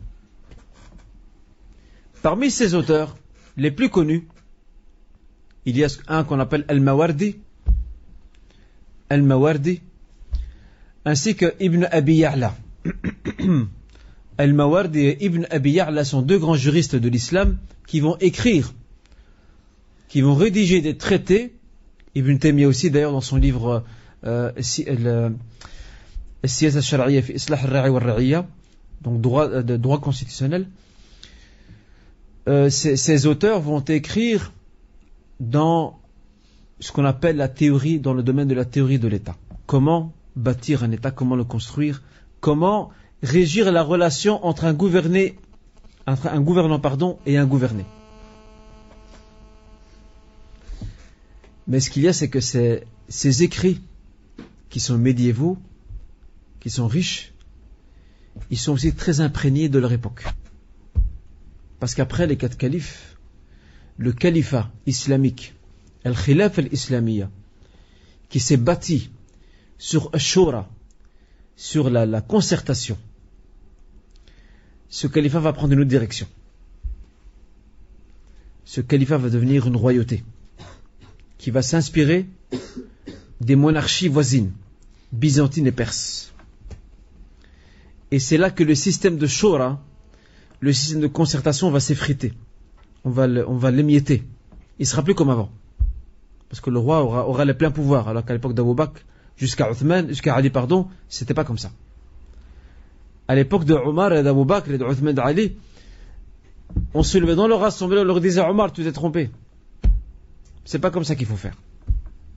Dans la gestion des affaires de l'État. Et c'est là qu'Omar disait Rahimallah imra'an ahda ilayna uyubana. Que Dieu ait en clémence quelqu'un qui nous apporte sur un plateau nos erreurs. Alors qu'après tous les rois qui vont venir après Sultan, tu n'as pas intérêt à les critiquer devant tout le monde. Parce que tu risques de te retrouver en prison. Très vite. Et bien sûr, il y avait une certaine fluctuation. Ils n'étaient pas tous ainsi. L'exception, c'est Omar ibn Abdul Aziz. Omar ibn Abdul Aziz, qui est pourtant un roi, un sultan, un monarque musulman, il sort du lot. La dynastie Omeyyade, lui, il sort du lot de cette dynastie. Pourquoi? Parce qu'il va ramener l'État islamique, il va le ramener sur la voie des 4 califes. Mais il ne va pas régner longtemps. Il va régner 1 an et il est mort empoisonné. Ah oui, ça dérange. Son pouvoir, sa gouvernance dérange certains. Et dérange surtout sa famille.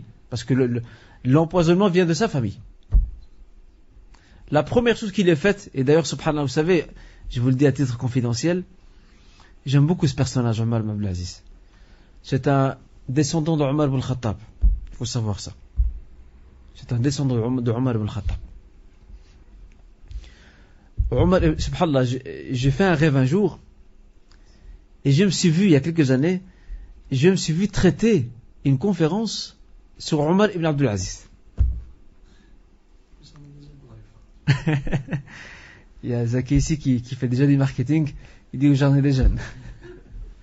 Subhanallah, j'ai vu ça en rêve, que je traitais une conférence sur Omar ibn Abdul Aziz. Donc, alhamdoulilah, j'ai pu lire sa biographie et découvrir les facettes de sa gouvernance. Cet homme a ramené, a rectifié les déviances qu'il y avait dans le pouvoir à son époque. Et c'est pour ça que beaucoup d'historiens et savants de l'islam le considèrent comme étant un mujaddid, un réformateur de l'islam. Conformément à la tradition du prophète qui dit, comme quoi le prophète dit qu'au bout de tous les 100 ans, Allah Azza wa Jal suscite au sein de la Ummah des réformateurs. Ce ne sont pas des prophètes, ce sont des réformateurs qui vont ramener les gens aux sources. Ils vont les réconcilier avec les sources malgré la corruption. Eh bien, les historiens sont unanimes quant au fait que Omar ibn Abdul Aziz faisait partie de ces gens-là.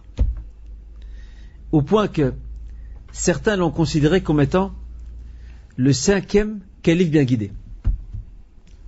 Khamis al-Khulafa al-Rashidin. D'autres historiens ne sont pas d'accord, ils disent non, c'est pas lui, c'est Muawiyah, le compagnon radiyallahu anhu, qui après Ali,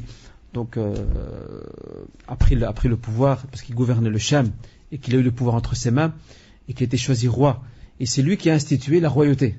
C'est un compagnon Muawiyah radiyallahu anhu, au point que l'historien al-Dhahabi, l'imam al-Dhahabi disait, Laytahu lam yaf'al. Si seulement il ne l'avait pas fait.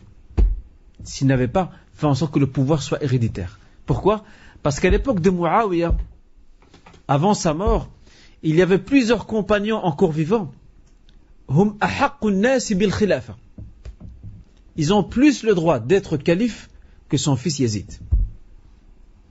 Et Yazid, c'était pas, comme on dit, comme on dit Bdalija. C'était pas vraiment ça. Mais bon, en tant qu'adepte de la sunna, Inch'Allah, Ahl Sunna, on renvoie son sort à Allah Azza wa Jal. Il y a eu beaucoup de bavures à son époque, à l'époque de Yazid. C'est fait partie des points noirs de l'histoire de l'islam, d'histoire. Et donc, on a interrogé l'imam Ahmed ibn Hanbal, qui nous a donné une réponse très sage. On lui a dit, qu'en penses-tu de Yazid, le fils de Muawiyah? Il a répondu avec une très belle réponse, qui donnait servi d'exemple. Il a dit, La nasubbuh wa la nuhibbuh. On ne l'insulte pas, mais on ne l'aime pas non plus. Voilà, stop. Les chiites, eux, passent leur temps à l'insulter. Parce qu'il a maté toutes les rébellions qui ont été provoquées par les chiites d'Irak. Il a fait un massacre parmi eux. Et bon, il avait des bords tyranniques, Yazid, c'était connu. Mais la réponse d'Ibn Hanbal, wallahi, c'est une réponse excellente. La nasubbuh wa la nuhibbuh. On ne l'insulte pas et on ne l'aime pas non plus. C'est tout. Autrement dit, on renvoie son sort à Allah Azza wa Jal. Peut-être un jour, Inch'Allah, on parlera de Omar ibn Abdul Aziz. Inch'Allah. En tout cas, ce que je voudrais vous dire ici, c'est que, pour conclure ce point, Inch'Allah, c'est que la théorie d'État, Nadariyat ad-Dawla, que le prophète a mis en place, et que beaucoup d'auteurs musulmans se sont inspirés plus tard, et l'ont quelque peu développée, elle s'est beaucoup inspirée de leur époque. Al-Mawardi, Ibn Abi Ya'la ont vécu l'époque dynastique. Et c'est normal que dans leur livre, ils parlent de structures qui existaient à leur époque. Et ils ont voulu participer à une certaine réforme de l'État en écrivant leurs livres. Et d'ailleurs, ils sont, Inch'Allah, récompensés par ça. Ibn Taymiyyah, quant à lui, il a écrit son livre As-Siyasa al-Shar'iyya fi Islah al-Ra'i wal-Ra'iyya, donc le droit constitutionnel. Ce livre a été traduit en français, il a une excellente traduction, mais je ne vous cache pas, il faut chercher pour la trouver. C'était traduit par un orientaliste qui est l'un des orientalistes les plus justes et les plus objectifs, qui s'appelle Henri Laoust. C'est un homme qui a passé toute sa vie à étudier les livres d'Ibn Taymiyyah. Toute sa vie. C'était un spécialiste d'Ibn Taymiyyah. Il l'a traduit, il l'appelait donc droit constitutionnel, c'est un très beau livre, une très bonne traduction. Et à la base, ce livre, donc Cheikh al-Islam Ibn Taymiyyah l'a écrit, pourquoi? Il l'a écrit comme étant un projet de réforme qu'il proposait au sultan Mamlouk. Vous connaissez les Mamlouks? Cours d'histoire. Hein? Les Mamlouks, en arabe, Mamlouk veut dire esclave. Les Mamlouks, à la base, c'était des esclaves qui faisaient partie de ce qu'on appelle la garde impériale du sultan du calife abbasside à Bagdad. Et avec le temps et le laisser-aller des califes abbassides qui se sont succédés, certains califes abbassides leur ont donné beaucoup trop d'importance. Ils leur ont donné des postes de gouverneurs militaires sur des régions. Et avec le temps encore, bien sûr, ces esclaves sont affranchis, c'est des chefs militaires. Ils ont bien sûr de grands actes dans la défense de l'islam, du territoire de l'islam, mais ils vont prendre un peu trop de place dans l'État. Et ils vont se détacher du califat abbasside lorsque celui-ci commence à faiblir. Et ils vont s'imposer particulièrement en Syrie et en Égypte. C'est une dynastie militaire. Ils vont reconnaître aux abbassides l'autorité générale, mais sans plus. Alors, à l'époque d'Ibn Taymiyyah, alayhi rahmatullah, c'était la dynastie Mamlouk qui dirigeait la Syrie et l'Égypte. Alors il va écrire, lorsqu'il a vu la corruption qu'il y a dans l'État, il va écrire un projet de réforme qui va le renvoyer. Mais au moins lui, devant Allah Azza wa Jalla, il a joué son rôle. Il avait ce qu'on appelle le devoir de nasiha, de conseil. Après ça, ils prennent Huadak, tant mieux, ils ne le prennent pas, tant pis. Malheureusement, cette dynastie militaire ne va pas prendre en considération cet excellent travail fait et écrit par Cheikh Islam Taymiyyah à travers ce livre dont je vous ai cité, qui a été traduit par Henri Laoust.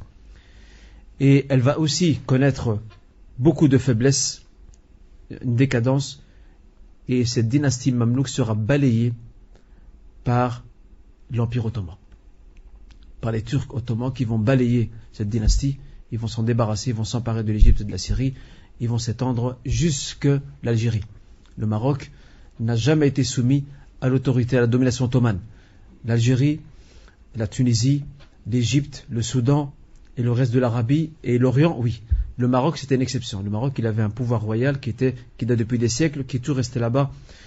Et d'ailleurs même la dynastie actuelle, donc du roi donc Mohamed VI, donc elle est quelque part, elle est descendante de ce qu'on appelle Alaouiyines, donc les Alaouites, qui sont liés à ce qu'on appelle les Idrissides, Al-Adarissa, une vieille dynastie donc marocaine qui gouvernait le Maroc et jusqu'à aujourd'hui d'ailleurs. C'est le seul pays, on va dire, la seule région qui restait à l'abri du pouvoir ottoman. Tout le reste était dominé par les Ottomans. Ça, c'est de l'histoire. Et aujourd'hui, pour conclure, Inch'Allah, le cours, on a besoin, croyez-moi, on a besoin de repenser la théorie d'État. Il y a beaucoup d'expériences de gestion des affaires publiques dans de nombreuses contrées du monde qui, pour nous, en tant que musulmans, peuvent être profitables. Il serait intéressant pour les juristes de l'islam qui s'intéressent aux questions de la théorie de l'État de pouvoir se pencher sur d'autres expériences et pourquoi pas d'y profiter, car rien n'interdit, tant que ces expériences n'entrent pas en contradiction avec des principes à nous qui sont juridiques et qui sont dogmatiques aussi liés à la Aqida, tant que ça ne contredit pas, il n'y a pas de mal à profiter de ces autres systèmes, car comme le dit l'expression, qui n'est pas un hadith, al-hikmatu dallatul mu'min, la sagesse est la chose recherchée du croyant, anna wajadaha fahuwa ahaqqun nas biha. Où il la trouve, il a plus de droit de se l'approprier que quelqu'un d'autre. Donc c'est là-dessus que se termine ce cours, Inch'Allah, et nous verrons la semaine prochaine comment fonctionnait l'État musulman à midi. Quelles étaient ces recettes? Il y avait un budget, il y avait des recettes. Tout ça, on va voir la semaine prochaine, Inch'Allah Ta'ala. Barakallahu fikum. Et assalamu alaikum wa rahmatullahi. Je ne sais pas s'il y a une ou deux questions.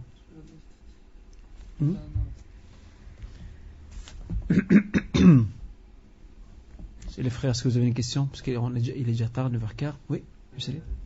Vous avez cité les auteurs inspirés, dont Ibn Taymiyyah et les deux autres. Al-Mawardi et Ibn Abi Ya'la. Il y en a d'autres, hein, ça c'est les plus connus. Al-Mawardi et Ibn Abi Ya'la. Je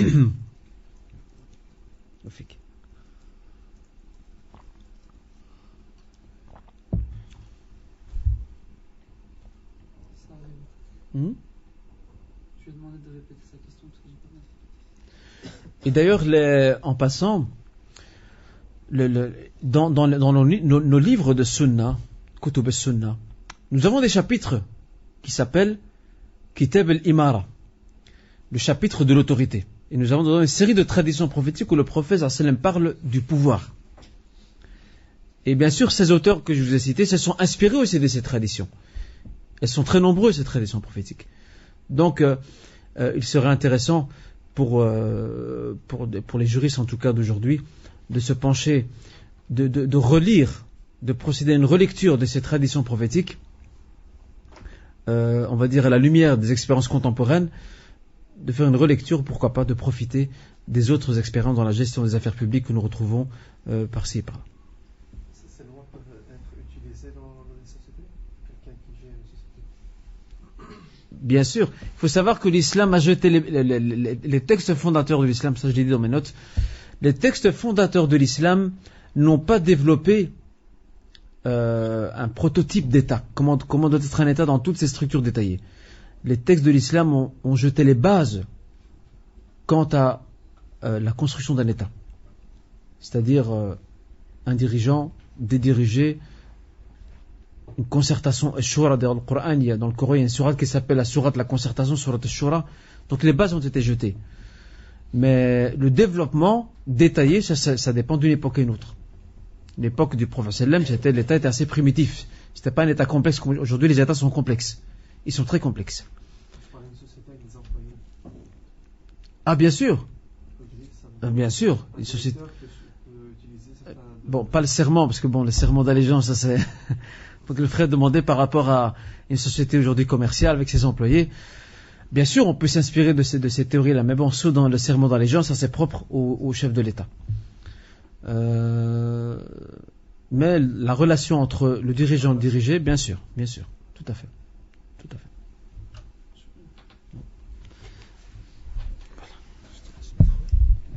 Salam alaikum.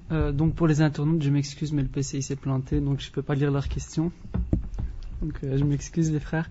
Et donc comme je l'avais dit la semaine passée, on va organiser la sortie avec le professeur, Inch'Allah, et ça se déroulera le 6 avril. Donc pour ceux qui seront intéressés, le 6 avril, c'est un dimanche. C'est la deuxième semaine des vacances de Pâques. On va aller avec le professeur une journée tout entière dans les Ardennes pour une sortie VTT. Donc pour ceux qui voudraient s'inscrire, je n'ai réservé que 15 places. Donc pour ceux qui voudraient s'inscrire, ils s'adressent à moi. C'est limité selon là-bas ou là? Non, c'est pour être sûr qu'il y a.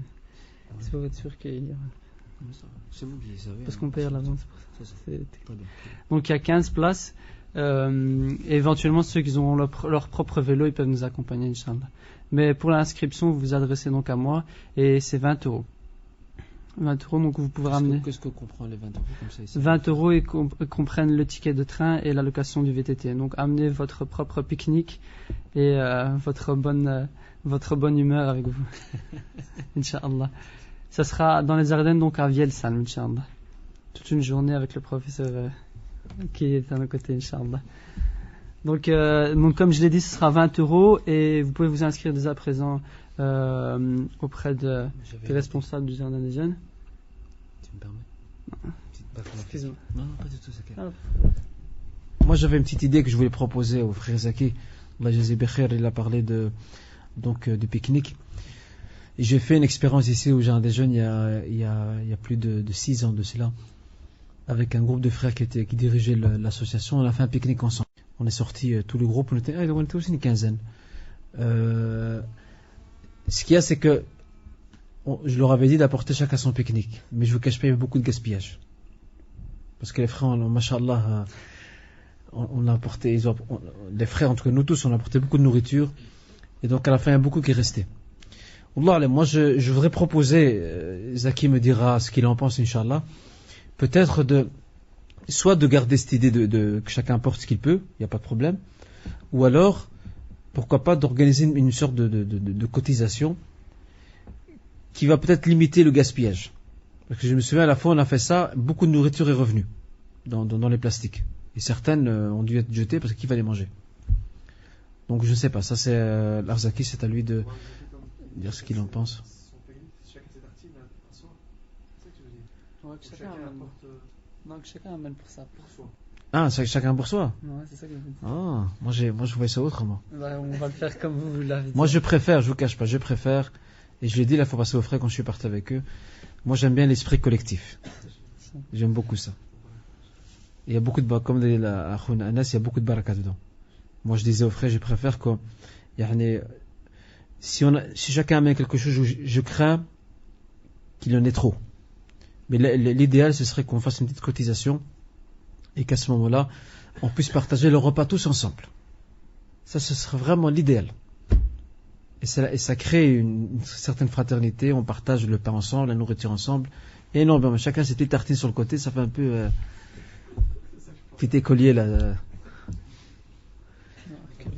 Et aussi pour les frères et sœurs les internautes, aujourd'hui il y a un petit problème au niveau du PC, ils peuvent garder leurs questions écrites et la semaine prochaine à ce moment-là ils peuvent les reposer, comme ça on y répondra Inch'Allah sans problème. Je te laisse la parole. Donc, comme le professeur l'a proposé, on va faire un dîner collectif. Donc apportez tous 20 € pour le train et le VTT. Et pour celui qui veut donner plus, pour qu'on puisse acheter la nourriture, il peut donner plus. Je ne vais pas fixer de prix comme ça. Puis le centre, il payera s'il manque quelque chose. Non, le centre s'occupera de... Tout sera acheté d'ici. Non, le centre s'occupera de tout ce qui est nourriture. Apportez tous une petite sadaqa en plus. Et puis le centre s'occupera de... Ce qu'il peut, Inch'Allah. Barakallahu fikum. Et j'espère vous voir nombreux, Inch'Allah. Parce que c'est moi qui proposais l'idée. Ouais, c'est la priorité aux élèves du stade. Donc c'est priorité aux élèves, bien sûr. Mais je veux dire par là que j'espère vous voir, Inch'Allah, nombreux avec nous, Inch'Allah. Parce que bon, c'est une sortie importante. On peut sortir du cadre des cours, la routine des cours. Et ce sera, Inch'Allah, agréable. Et bien sûr, il y a un programme qui sera prévu. Donc il y a du VTT, mais je verrai avec le frère Zaki, Mourad et les autres frères pour mettre en place un programme pour qu'on puisse joindre l'utile à l'agréable. Et comme certains Marocains disent, Najma al-Fa'ida ou al-Ma'ida. Donc réunir les choses utiles à apprendre et al-Ma'ida, la nourriture, les deux. Inch'Allah. Voilà. Je vous dis salam alaikum et au cours prochain, Inch'Allah. Barakallahu fikum.